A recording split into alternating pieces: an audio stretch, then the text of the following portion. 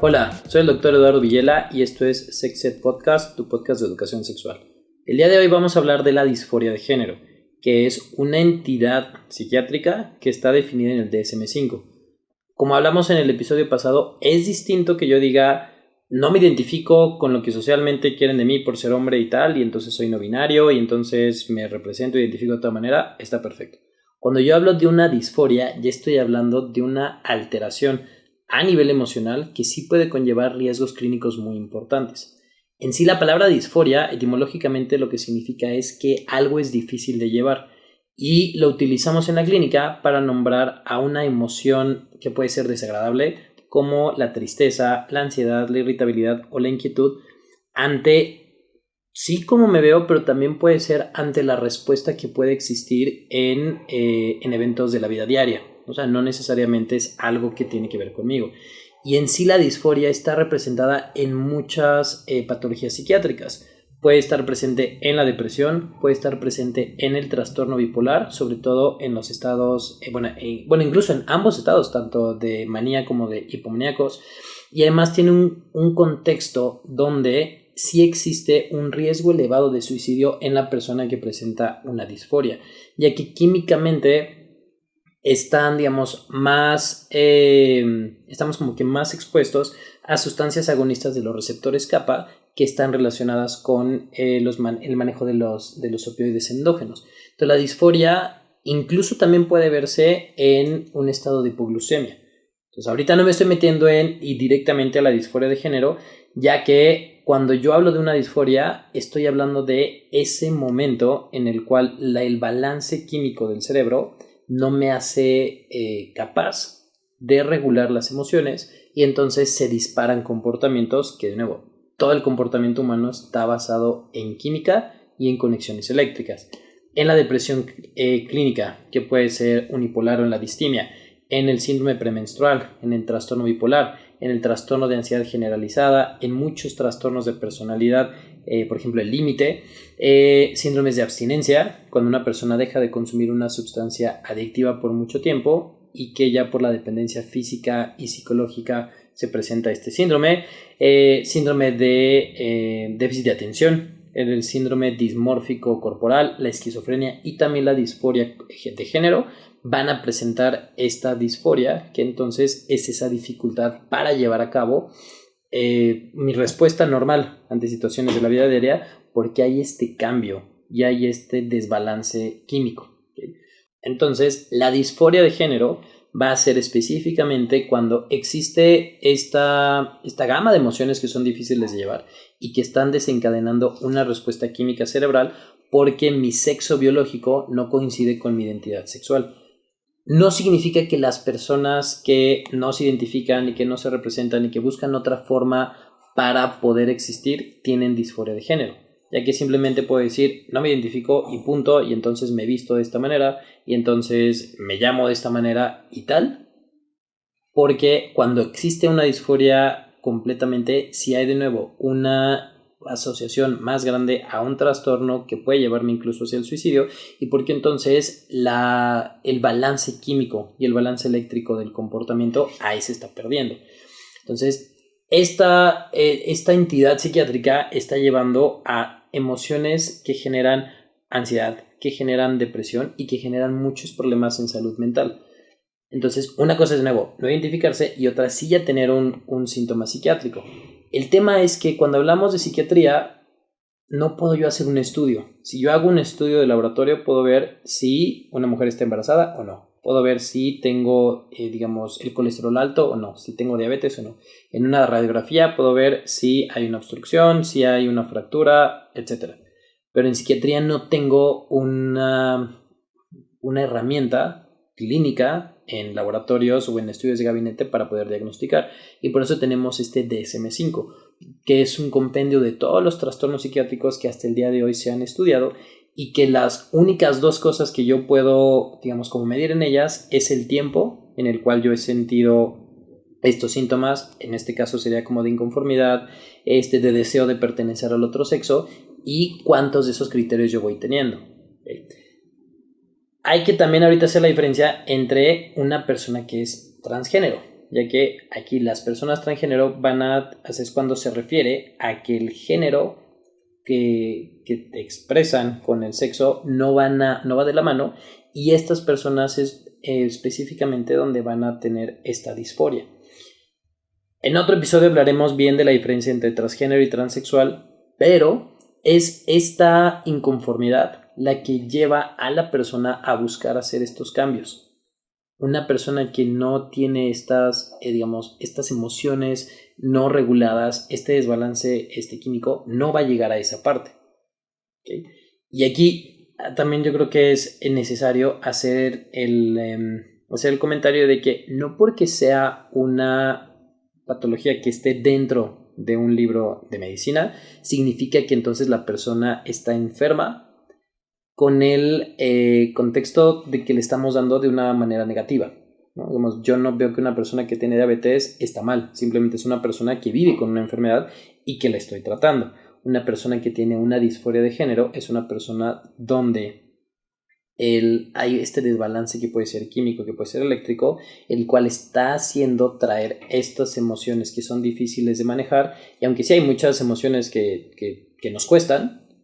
el tema aquí es que sí está visto que tiene una mayor relación con otros trastornos psiquiátricos que pueden abrir puerta a ellos, y que incluso se asocia a uso de sustancias que me puede generar una adicción, y también a ideaciones suicidas. ¿Okay? ¿Por qué una persona tiene disforia de género? No se sabe. Sí ha habido muchos estudios, pero no hay una causa específica de la etiología de ellas. Hay muchas teorías sobre la exposición intrauterina a hormonas, ciertos genes o factores culturales, pero no hay algo determinado que me diga esto va a ser un factor desencadenante para que una persona tenga o no disforia de género. Y la disforia puede presentarse tanto en niños como en adultos. Si hay en el proceso de desarrollo del niño, en cómo va creciendo y cómo va formando su identidad, hay instancias en las cuales los niños pueden referirse a ellos mismos dentro de, digamos, como si fueran del otro género. Esto no significa que hay una disforia, y esto no significa entonces tengo un niño trans, o que tengo un niño que va a ser parte de... No,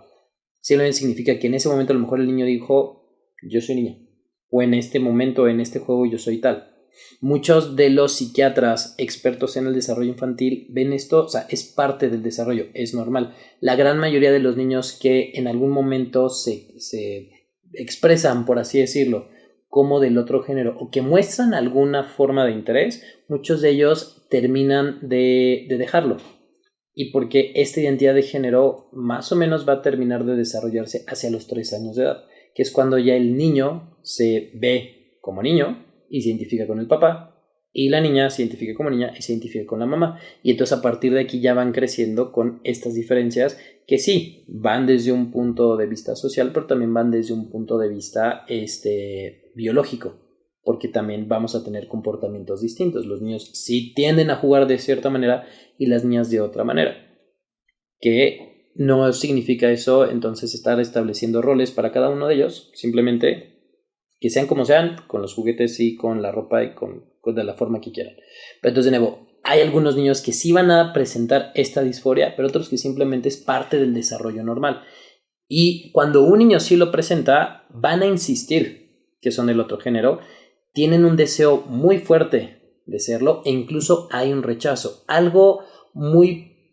como importante y muy trascendental de la disforia, y esto también se ve en las dismorfias corporales, es que existe un rechazo muy, muy, muy, muy marcado al cuerpo, en cómo me veo, y sobre todo cuando los niños empiezan a crecer y este tipo de sentimientos, este tipo de discurso no se quitó, y cuando saben, por ejemplo, que van a llegar a la pubertad y los cambios que se ven, ¿no? Y que el cuerpo se va a ver como el del papá, y que la niña se va a ver el cuerpo de la mamá, eso les genera muchísima aprensión. Por lo general el niño en la pubertad suele tener o esta ansiedad hacia qué tal que mi cuerpo no cambia lo suficiente, o que no soy tan fuerte como mi papá, o que no me sale esto y tal,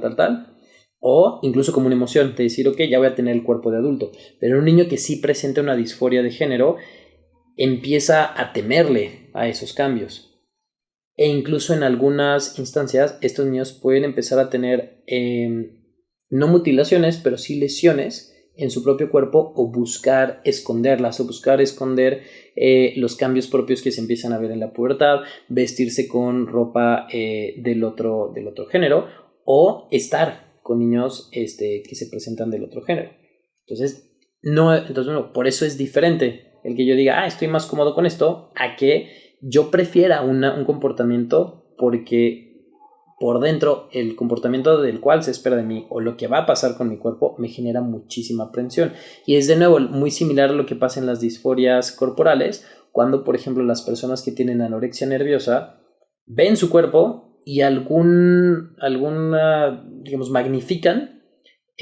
características negativas que ellos mismos les ponen. Y se pueden ver de una manera, pero la percepción que tienen de su cuerpo es otra. Y por más que les diga que están bien, que están bajas de peso, que no necesitan hacer modificaciones, químicamente su cerebro no alcanza a ver eso. Por eso es distinto y por eso sí es importante manejarlo como tal, porque en muchos lados hemos escuchado este discurso de si la persona dice no, yo soy del otro y yo me identifico como el otro, el simplemente aceptar y decir ok, hacemos estos cambios y tal, no es una forma completa de tratar a la persona, porque eso no cambia la estructura química que está teniendo en ese momento. Sí, los procesos de transición, y ahorita no nos vamos a meter, suelen ser, sí son importantes, sobre todo cuando la persona los quiere llevar a cabo, pero sí se requiere de un proceso y sobre todo de un acompañamiento psicológico, porque tengo que ver cuál es qué es lo que me está generando esto y sobre todo cómo se está presentando en un contexto del comportamiento y qué otros riesgos puede tener que se presente esto. En el adulto es muy similar, pero en el adulto sí es donde más fácil empieza a haber, digamos, este interés por este proceso de transición, donde el deseo de ser del otro género es muy fuerte, donde suelen incluso despreciar su propio cuerpo por ya los cambios que va a tener el cuerpo del adulto, y es donde empiezan a sentir una asociación muy fuerte hacia ser llamados del otro lado. Aquí lo importante es que tengo que ver de fondo cuál es el dolor emocional y la angustia de la persona por vivir con una disforia de género y cómo también esto los excluye en trabajo, en la escuela, en la sociedad, en prácticas religiosas o en el sentimiento de que pertenezco o no a una realidad. Ahora, el manejo de una persona con disforia es muy variado. Número 1, se necesita asesoría. Y tiene que ser una asesoría por un trabajador en salud mental, ya sea en psiquiatría o un psicólogo clínico con toda la formación que va a conllevar con esto, y sobre todo también la consejería, porque no es algo que solamente le pasa a la persona, le pasa a la familia, le pasa al entorno. Puede ser, si necesario, la terapia hormonal de afirmación de género, que no se recomienda en menores de edad. Las guías de práctica clínica de endocrinología no aprueban que se usen en menores de edad, ya que el utilizar un bloqueador o utilizar una hormona sí puede llevar a cabo a otros riesgos, y porque simplemente decir tienes este discurso, tienes esta disforia, te suelto la hormona, eso no está arreglando o no le está dando a la persona herramientas para digamos, como para que no presente esta ansiedad, para que no presente este rechazo al cuerpo. Es como si yo a una persona que tiene depresión simplemente le digo, pues no estés triste, ¿no? Digamos, no es el manejo completo que se puede dar. La cirugía de afirmación de género puede también ser una opción para las personas, pero siempre tiene que ir acompañado de un proceso de acompañamiento psicológico, porque sobre todo este tipo de modificaciones sí están determinando cambios en el cuerpo que yo ya no puedo regresar. Entonces sí tiene que haber un estudio dirigido de la persona, una semiología completa, hacer un balance electroquímico en sangre, ver, digamos, todo el proceso del desarrollo de género, del desarrollo psicoemocional y psicosexual, porque, y no significa tengo que corregir algo para que se le quiten esos sentimientos, sino porque lo tengo que acompañar ahora sí a lo que muchas personas que han transicionado que llaman a la euforia de género. Pero yo no llego a este término y lo entiendo. Y sí, digamos, comparto el el quitarle la palabra de disforia y llevarlo a algo eufórico y algo que celebra a la persona, pero yo no puedo dejar de lado que es algo que la persona inventó, es una forma en la cual su cerebro está interpretando la realidad, está interpretando quién es y que le está generando ansiedad. Y que yo por más que diga, la acepte y la cuide y la apoye en un principio, no estoy, digamos, cambiando esa parte de su cerebro. Si solamente fuera por es que me siento diferente y es que no encajo y yo le enseño a la persona a ser vulnerable y le enseño el valor de la individualidad, y sí la puedo, digamos, a partir de ahí darle las herramientas emocionales para que se enfrente, para que vea que tiene valor, para que sepa que pertenece y que no encaja, está bien. Pero en este tipo de instancias sí necesito hacer un seguimiento con especialistas para que entonces la persona sí pueda decidir transicionar o no, representarse de una forma que sea acorde a cómo se siente y que entonces yo sí pueda tener en margen todas estas emociones que le generan ansiedad, que le generan un rechazo, que le generan una incomodidad y que la pueden de nuevo llevar a un trastorno de ansiedad generalizada, a un trastorno depresivo mayor, a un trastorno por consumo de sustancias y a que desarrolle ideación suicida. No se trata solamente de te acepto, te traigo, te tengo, sino de incluir a todo una gama de especialistas y no porque la persona esté mal y la tenga que corregir. Porque nuevo, eso mismo haría con un paciente diabético que está descompensado, que necesita de un internista, un endocrinólogo, un neurólogo, un nefrólogo, un psicólogo. ¿Por qué? Porque lo que quiero es que esté bien. Y ese siempre va a ser el objetivo cuando yo estoy tratando a una persona. No le trato de quitar algo para que no esté enferma, ¿no? Visto desde desde una manera de verlo como negativo. Simplemente quiero que tenga ese bienestar físico, mental y social. Muchas gracias, nos vemos en el siguiente.